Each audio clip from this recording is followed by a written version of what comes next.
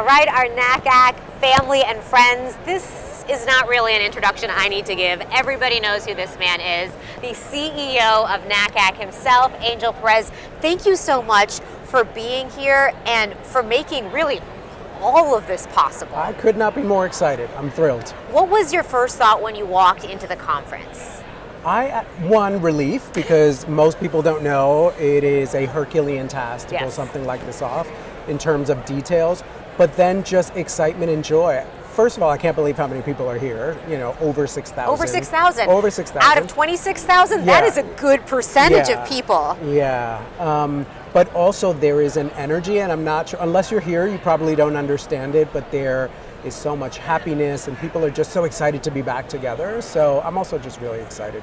I was telling you that some of the people we've been speaking with have been saying this feels like a family reunion, and I love being able to hug people. And it's just, last year of course was one of the biggest conferences to kick off after the pandemic. Absolutely. But and now, by the way, in Seattle, we were the first conference back in the city of Seattle. We were the first ones. The city needed that, Absolutely. right? And now we're here, COVID restrictions a little more lax, less people with masks on. What kind of impact do you think that has? Yeah, I think it makes all the difference. I think people feel a little safer now. And also, while we're not letting our guard down in terms of safety, I just feel like people are ready. People are ready to re-engage. People are ready to reconnect. I've seen a lot of hugging. I even saw some tears earlier. So our members are deeply connected with each other. So this is really special. And they're resilient, which brings us to our theme. And I have to say, just walking around the convention hall and seeing the word resilient everywhere, I feel like it's inspiring. And can you just talk us through why this word, why this theme, and why this year? Yeah, the board and I just really felt, as we were thinking about what is the theme, we looked at the past several years and we didn't want to focus on something negative like, wow, it's been a really hard several years. But we wanted to focus on what the other side was, and that was defined by resilient, that the profession has taken so many hits, there's so many things that have happened that have made all of our jobs a lot harder. Yet here we are, and we have more members than we did pre-pandemic, actually. Wow. So we went from 14,000 to 26,000.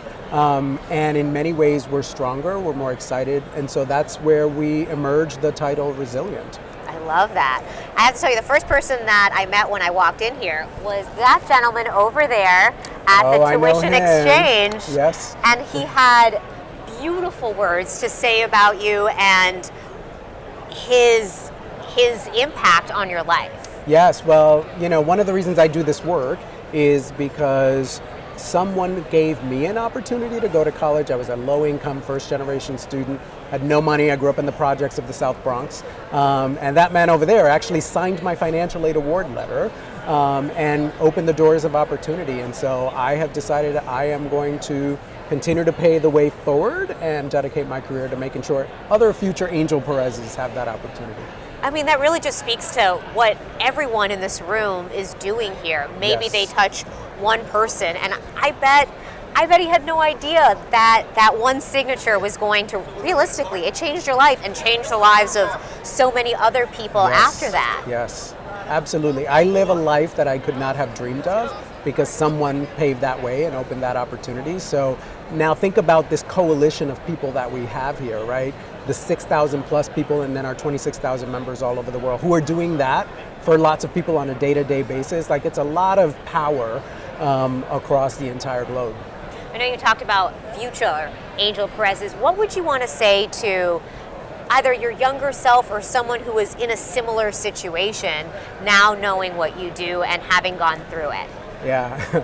I've actually thought about this, and the first thing I would say is chill out, because I was a hyper child, and I was always like chasing the next thing. I was always very education focused, education oriented, but part of me wishes that I could see a little bit of what this life is like and say, it's gonna be okay. You can also enjoy your life along the way, but also that hard work pays off, that, getting an education, dedicating yourself to the work and being resilient in many ways is going to pay off.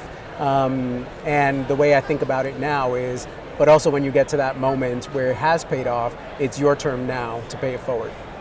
I mean, and speaking of paying it forward, can you talk to me a little bit about the decision to have this conference in Houston, which also happens to be one of the most diverse cities in the entire country? Yeah. Well, I will say that decision came before me because we choose conferences out about 5 years in advance. But I think I've been very public about the fact that we had some heat about hosting a conference in Houston, given some of the politics in the state of Texas. But I believe that NACAC's mission transcends politics. On Sunday, we're actually going to be hosting a college fair here in this very room for thousands of students all over Houston. And I was telling the local newscaster this because I was on the local news recently and said, there are going to be almost 400 colleges and universities here who normally would not pass through Houston, right? So the opportunity for us to create that kind of, connection for young people is tremendous. So I'm excited we're in Texas. I'm particularly excited we're in Houston because a big part of what we've been trying to do since I've arrived at NACAC as well is diversify the association and also let the members see themselves, our diverse membership, not just on stage in the main stage,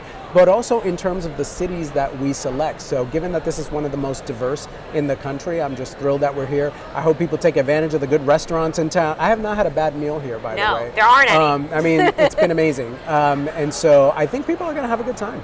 No, absolutely. And I thought transcending politics, all of the things, all of the noise outside of this is really, this is more important when it comes to making sure we're connecting to the kids, to the students, to the people who maybe feel like they're being left behind or ignored. And so I'd love to add the counselors, because we have over 100 public school counselors from the city of Houston who are here at this conference. That's never happened before, and we were very intentional in working with the mayor and the superintendent in bringing counselors to this conference.